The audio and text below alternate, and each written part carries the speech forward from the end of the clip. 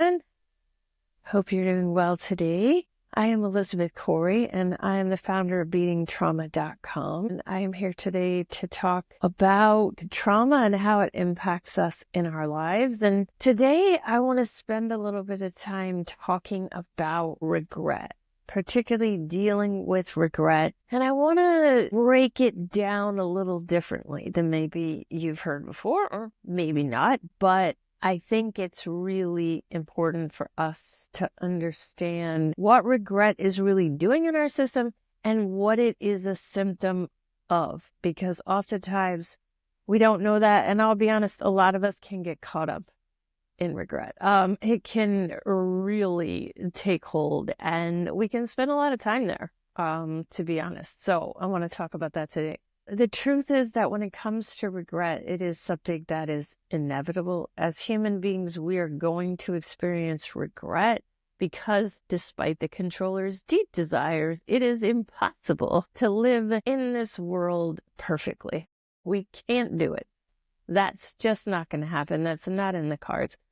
Even though the controller would desperately love that, it's just not reality for us as humans. But when we're living from our survival skills, which is often what we're doing after complex trauma, we're going to be especially prone to make choices that really aren't the best choices for ourselves or others. It's more about, at that point, just staying alive. Like we're just trying to be here for another day. So we don't make choices that are often going to be the absolute best for ourselves or everyone around us. And we can spend a whole lot of time in that regretful place around the decisions that we did make. So I want to really talk a little bit though about what regret really is, because a lot of the time we don't actually know precisely what's going on in our system. We just know that maybe we're in a spin cycle and we're just spinning, and we feel awful, but it's not really clear to us what is going on. So I want to talk a little bit about what is happening when we're in regret and what we're really doing, or maybe even more importantly, what our parts are up to in those moments, because generally speaking, they're up to something. So it is like, the reality is that regret is one of the many feelings that comes from the emotion of shame. There are many feelings. I mean, you've seen the wheels that talk about feelings. I mean, there's hundreds of feelings, but the way that I break down traumatic emotions is I break them into 5 categories, shame being one of them. So the feeling of regret is coming from that shame place with a little bit of futility in there too. Now, these particular emotions of shame and futility are going to be largely coming from the karmic kid. So this is one of our defenders. And so I guess what I'm saying when I say that is that in fact, regret is often a defense. Okay. Now, you may be thinking, what am I defending? What am I in the regret? Because it feels pretty awful to be in the regret. And that's a very important point, because oftentimes our defense feels worse than what we're defending against. And I have to say, in this case, that is likely to be true. And it's not because what it's defending feels that bad, but it's the fear surrounding what that feeling will bring for us. And that emotion that I'm talking about is grief. Grief is one of the most highly defended emotions in the system. And regret is going to be one of the ways that we defend against it, because of the change that grief brings. So when we are in regret, we are often stuck, okay? And we're stuck between kind of 2 things. We hate that we're where we are, right? And we're torturing ourselves about being where we are. And we're also torturing ourselves by being where we are. But we're not really going anywhere, right? So that's the stuck feeling. The reason is because oftentimes moving forward means that we have to face living differently than the way we're going to live in the past.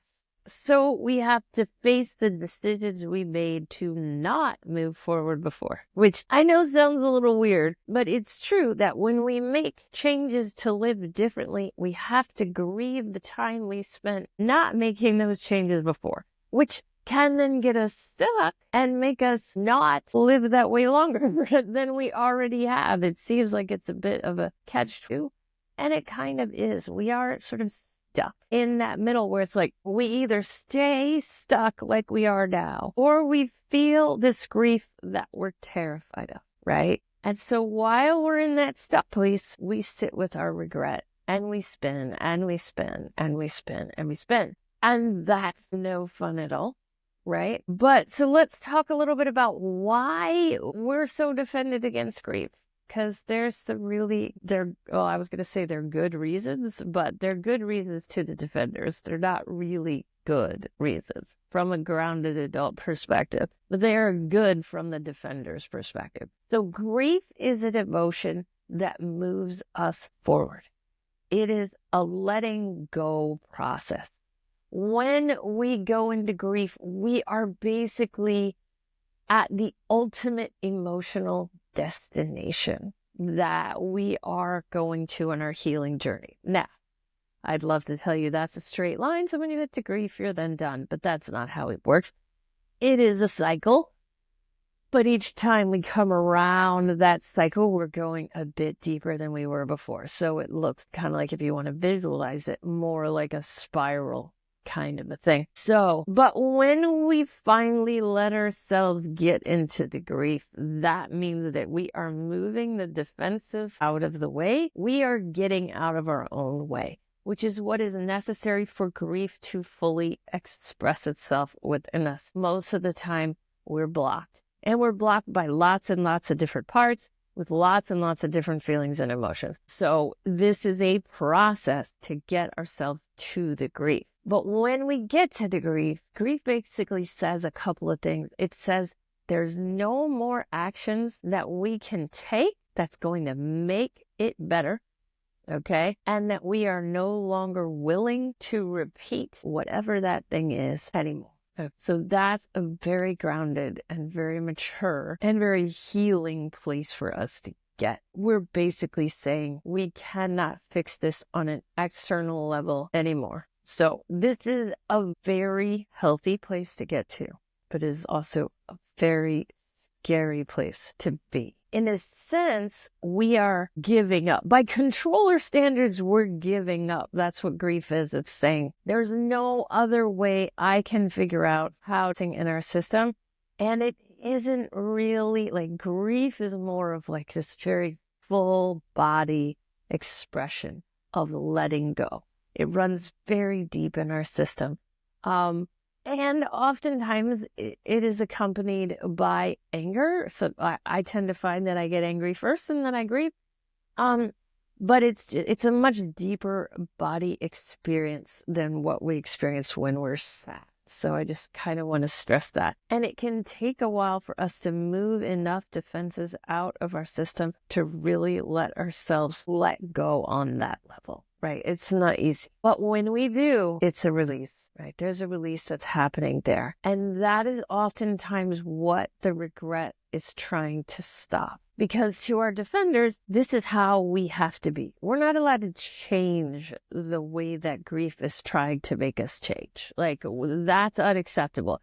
More than likely, there's a contract associated with it. That's why we're not allowed to change. A contract is something held by the karma kid, and the karma kid is going to be the source of the regret that we feel. So when there's a contract at play, we're not allowed to change. We're not allowed to have that significant emotional experience that could lead us into a place of change. And that's why the regret comes in and gets us stuck and cycles us around in circles about all the things we haven't done, we didn't do, we're never going to do in our lives. You know, I almost came up with a list of writing prompts for regret, and I'm like, nah, y'all already know what that sounds like. You are very well aware of what regret sounds like. So it is really a symptom of the shame, of this futility that sits with the karma kid. However, I did want to talk about the best way for us to release that regret. Because a lot of times regret will be sort of specific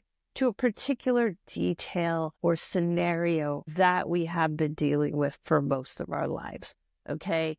So it will spin. We'll be like, I wish I had done that. I wish I had said that. I should have handled this differently. I should have never done this. I should have never married that person. I should have never, whatever it is, those are our scenarios of regret.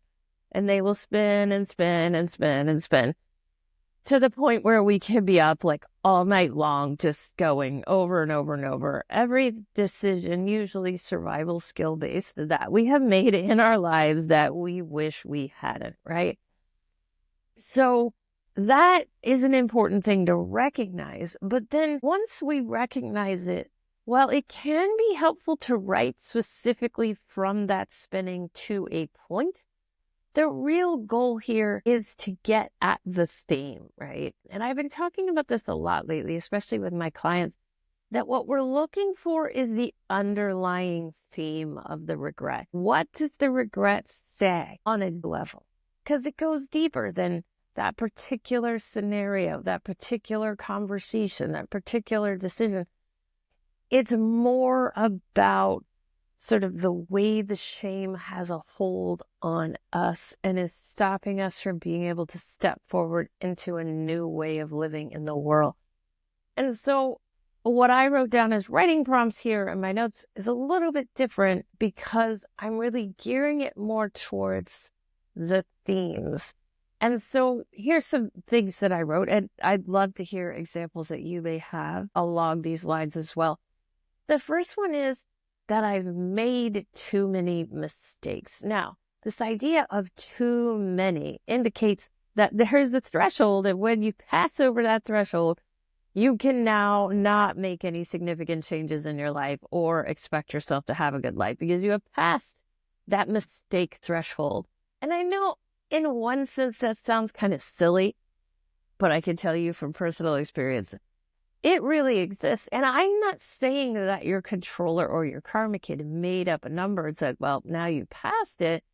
But oftentimes the people who have been abusive to us in the past actually have hinted at this kind of thing. It may be that I've made too many mistakes and maybe somebody said, well, it's too late for you. Look at all these mistakes you've made. Or it could be that I'm not good enough for a better life, which is also something that can be said to us like, oh, you can't live like those people.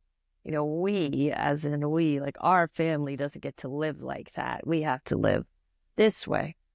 And that can show up as specific regrets, like if only I had lived a better life, if only I had been more worthy or I had made better decisions or whatever it is, then I could have that good life over here that I always dreamed, right? And that's where the regret can keep us so stuck, right? It really can keep us stuck right there. Another example is I can't stop this now or it's too late. So kind of coming back to this idea of like, once I've met, it actually sort of reminds me of a controller feeling I get even on a day-to-day basis. But it's like, once I've messed this up bad enough or for this long, there's no turning back. There's no change that can happen. And I even get that way sometimes about a day, for example. Like there may be a day where I'm like, oh, this day is going great. And then one thing goes wrong and my controller goes, oh, it's ruined now. One thing has gone wrong. It's no longer perfect, right? Like, so sort of still has that same feel, except now we're talking about your life, right? Like another example here I had is change won't happen at this point. So this gets into that idea of I'm too old. Like that's one of the famous controller things to say is I'm too old, so it's too late, and change can't happen now, so basically I'm done. So, and this is sort of how the karma kid who's hitting you with the shame and the futility and the controller that's hitting you with these really arbitrary rules keeps you out of the grief that actually can, in fact, make the change happen, right? And so we want to catch this kind of stuff and we want to write from it. While it is important to write from the regret spinning, in some ways it is almost even more important to write from the overall message of, no, too many mistakes, it's too late, you can't do it, You'll never get past these regretted things you have done in the past. It's all just pointless, right? Which is in a sense futility. And that is real with the karma kid, but the controller will kind of hit you with the fake futility too, which is just, oh, it's not going to work out. It's too late. Just give up, right? They don't have real futility, but they'll kind of, again, they'll hit you with these arbitrary rules, right? Well, you've made 37 out of 35 possible mistakes in order to turn your life around. And sometimes it can feel that arbitrary. And it really is very arbitrary, the rules that the controller makes there. So I want to stress that when you start to hear this kind of stuff, those are really powerful writing prompts in your life that you can work with. In addition to the spinning writing doesn't hurt. It's just these other things I'm talking about have a lot of power behind them. And it really helps to remove some of those defenses that get us really stuck and not being able to really connect with the grief that we have.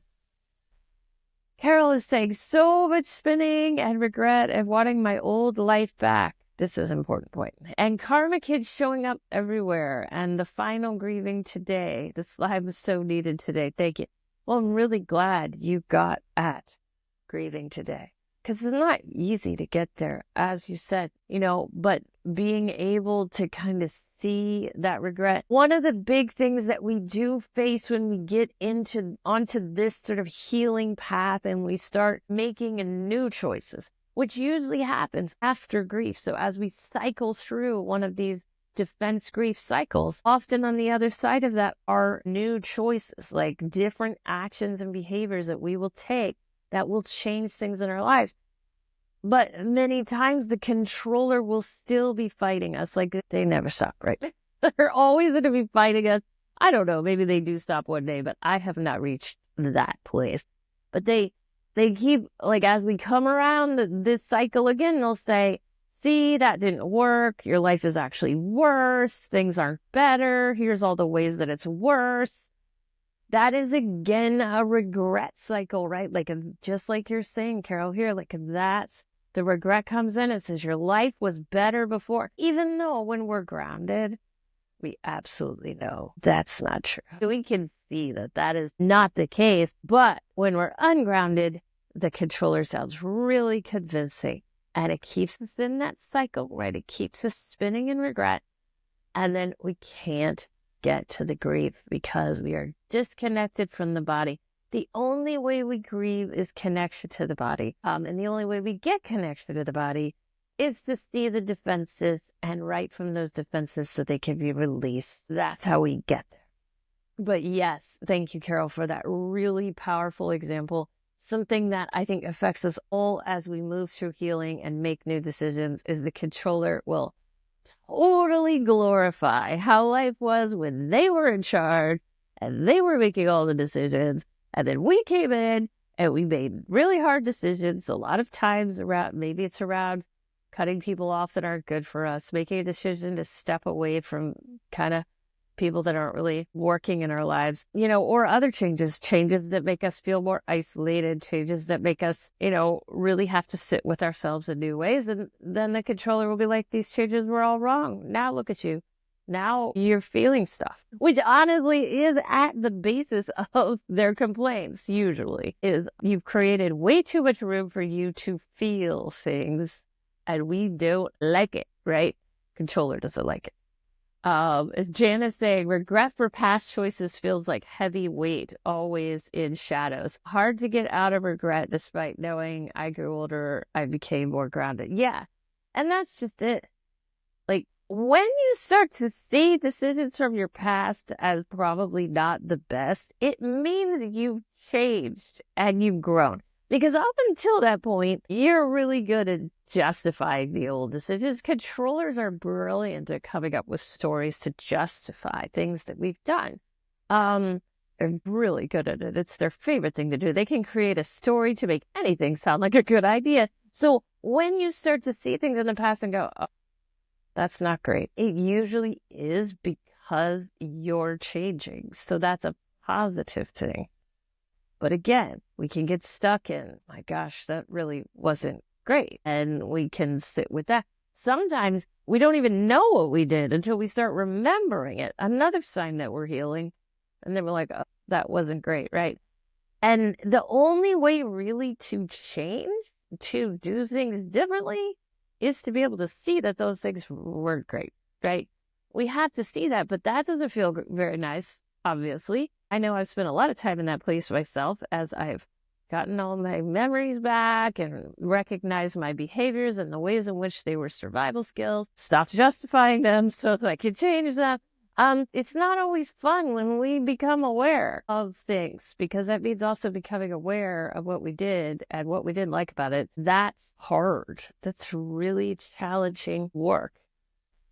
But if we're willing to do it, it says a tremendous amount about our courage and our bravery and all of those things. But yes, so when you are hearing from yourself, like, that was bad, oh, I shouldn't have done that, or oh, my life before was better, I made all these wrong decisions, whether it was before healing or after healing, right? Like Carol was talking about, that always is a sign of growth and change in us. And that's beautiful, even though it does not feel very beautiful. I know. So when you feel that regret coming on and when you start spinning about that stuff, remind yourself, just kind of let yourself know, okay, this is a moment where I'm trying to block some grief. I'm trying to block how I feel by, getting myself all spun up on this thing from the past. And try some of that writing from those messages I was giving you earlier. See if that can help you to move some of that along so you can really feel what needs to be felt. Because grief isn't fun to feel, but I can tell you by far it is worse to be sitting in a defense against that grief. That defense really never feels very good. It's horrible. And I've watched people obviously as my clients in the work that I do, sit in these just horrible, self-torturous places while they try to move out of the defense into the grief. And, I hate it. I hate watching it, but it is a part of the process. You're not going to get out of it completely, but the more aware you become of it, the less time you can spend in that self-torture so that you can grieve and move and start making better decisions for yourself. Because ultimately, that's what this is about. What's the best decision that I can make for myself now, right? And that usually comes with some pretty significant work with the grief, the letting go process. Carol is saying, I had no idea this was regret and linked to shame. I was hoping you could talk about shame today. There you go. We're on the same page, Carol. We are communicating in that way. Yeah. And I probably don't talk about shame enough. I'll be honest. I don't like shame. I don't want to talk about it because I don't like it. You know what I want to do? I want to come on here every week and talk about anger. Love talking about anger. Anger is easy for me, right? But shame is a very important part of our journey. It's really critical. So, yes, and Jen is saying profound feeling grief is better than sitting in a defensive grief. There's not a lot of things in this work that I will say, this is a fact. Okay? That's one of them. That's one of them. I've never had anyone say to me after they expressed grief that they wish they had not expressed grief. I've never heard that from anyone. Most people will say, I wish I had expressed this grief sooner. And there we are with regret again. However, it's usually not said in a very regretful way. It's more like, oh, it would have been nice to have just kind of moved through this instead of spending all that time in defense. So let's see, Shaka was saying, what if you made not the best decision because you didn't have a choice, like an unsafe workplace, but now you're in fear, it can come and bite you. The whole thing is due to injustice. Yeah, I mean, the truth is, oftentimes when we made the decisions that we made, we didn't have a choice or we didn't see a choice. Many times it's that we didn't see the choice because where we are with our trauma, and what's going on with their trauma and how our trauma is kind of, potentially has some blinders on. And I'll be honest, even when we get to a place where we're in the regret, the trauma can still have blinders on for us. And the karma kid can be making us think, because you made this decision, it's the end of the world as you know it, and you'll never recover from this, and your life will always be a mess, and da da da da da. And those are really important things to write from. Oftentimes the decisions that we will make on the back end will be scary for us, but oftentimes the result isn't as detrimental as the karma kid may be telling us that it is. Yes, there is injustice, and that is real. But oftentimes I find that there is a way for us to step out of it and move into a life that is better for us, that is a little freer for us. If we can kind of get past that karma kid to see it, that's the hard part. And sometimes that's where I come in when I work with people, is just kind of helping them to see options that the karma kid might be shutting down for them at the moment, that kind of thing. So that's what I have for you today. I hope this was helpful for you in your journey. Yes, we probably should talk about shame more than we do. And I will try to do that. But, being able to see these things, seeing the defenses, seeing the way they're playing out in our lives is so powerful to moving us forward in our journey. So I hope you found this helpful, and I look forward to talking to you next week with a new topic about trauma. Same time, same place. Thank you all so much. Talk to you later.